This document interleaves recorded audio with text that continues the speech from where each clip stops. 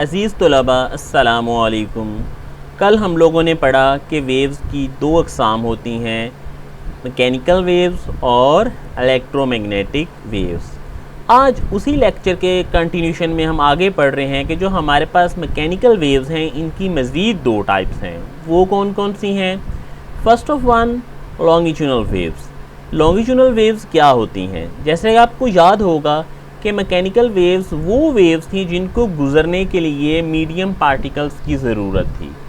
अब जैसे अब यहाँ पे देख रहे हैं, ये वेव इस एंड से प्रोड्यूस हुई और चलते चलते चलते माउस के साथ आप देखते जाएं इस एंड पे पहुँची।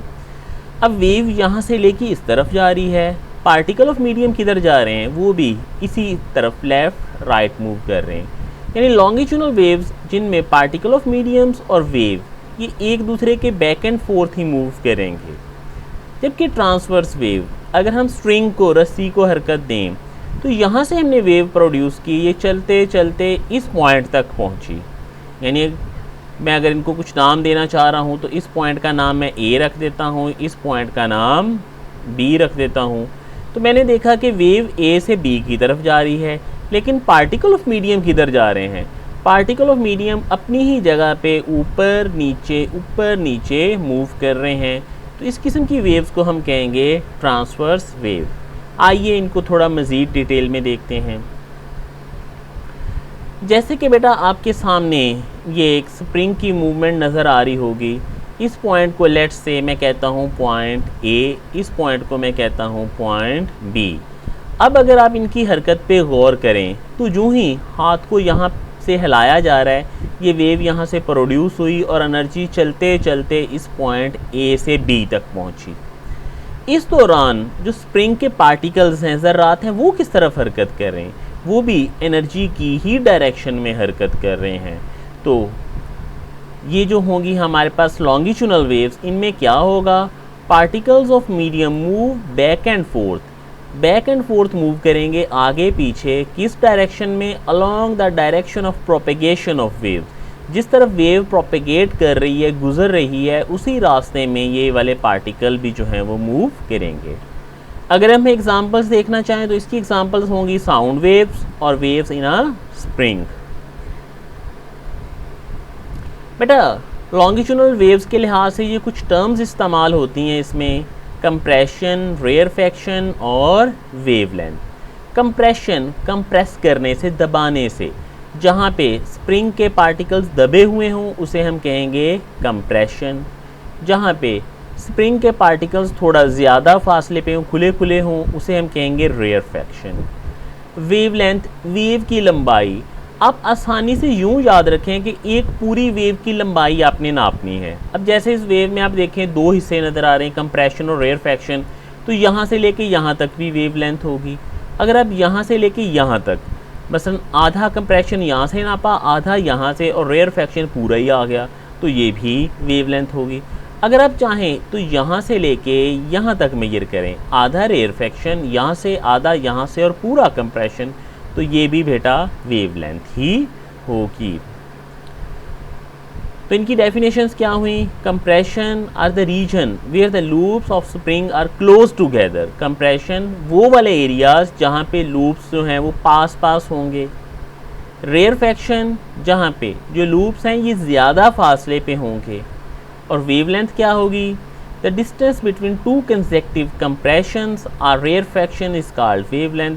दो कंप्रेशन या रेयरफैक्शंस के दरमियान वाला जो फासला होगा उसे हम कहेंगे वेवलेंथ। अब बेटा हमारे पास हैं ट्रांसवर्स वेव। ट्रांसवर्स वेव में आप गौर कीजिएगा कि इस पॉइंट का नाम से हमने रखा ए, इस पॉइंट का नाम हमने रखा बी। अब आप गौर करें कि जब हमने इस स्ट्रिंग को, रस्सी को यहाँ से ऊपर नीचे हिलाना शुरू किया तो वेव्स चलना शुरू हुई और वेव्स चली इस तरफ को, ए से बी की तरफ। मीनवाइल पार्टिकल किस तरफ मूव कर रहे हैं? या ऊपर की तरफ या फिर नीचे की तरफ। और ये कौन सा एंगल बना? 90 एंगल। तो जहाँ पे 90 एंगल बन रहा उसे हम क्या कहेंगे? परपेंडिकुलर। तो ट्रांसवर्स वेव क्या होंगी? ऐसी वेव्स जिनमें पार्टिकल ऑफ मीडियम किस तरफ मूव करेंगे, perpendicular to the direction of propagation of waves, wave के गुजरने की डायरेक्शन के परपेंडिकुलर हों तो उसे हम कहेंगे ट्रांसवर्स वेव। अब बेटा इसमें भी वेवलेंथ अगर आप मेजर करना चाहें तो आप यहाँ से लेके यहाँ तक मेजर कर लें, एक पूरी वेव बन गई ना।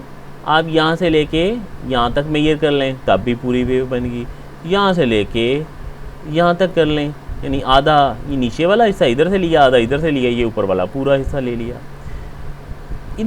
इनमें से हम ये जो ऊपर वाले हिस्से हैं इनको क्रस्ट कहते हैं, नीचे वाले को ट्रफ कहेंगे। इसकी एग्जांपल्स क्या हो सकती हैं, water waves, wave in string, रस्सी में पैदा होने वाली वेव्स, पानी की वेव्स। इसमें क्रस्ट क्या होंगे, वो हिस्से जो मेन दरमियान वाली जगह से थोड़ा ऊंचे हों। ट्रफ वो वाले पार्टिकल्स जो दरमियान वाले हिस्से से थोड़ा नीचे हों। वेवलेंथ, एक पूरी वेव आपने बनानी है।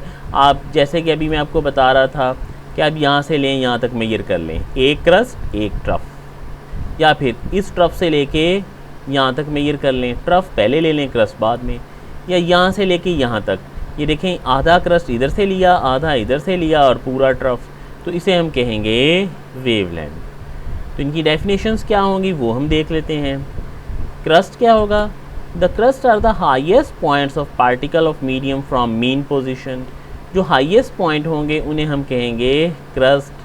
ट्रफ क्या होंगे, trough are the lowest point of particle of medium from the mean position.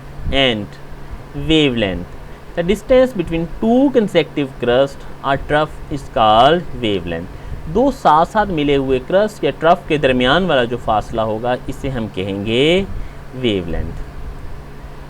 अब बेटा बुक में आप क्या याद करेंगे, मैकेनिकल वेव्स की टाइप्स, इनके नाम, compression, rarefaction, wavelength, longitudinal waves की डेफिनेशन, इसके बाद क्रस्ट, ट्रफ, इनकी डेफिनेशन, ट्रांसवर्स वेव की डेफिनेशन और इनकी एग्जांपल्स। बेहतर है जैसे मैंने आपको पॉइंट्स बना के बताए आप इसी तरह से इन्हें लिखने की कोशिश कीजिएगा और उम्मीद है कि आप लोग अच्छे से काम कर रहे होंगे। अल्लाह हाफिज़।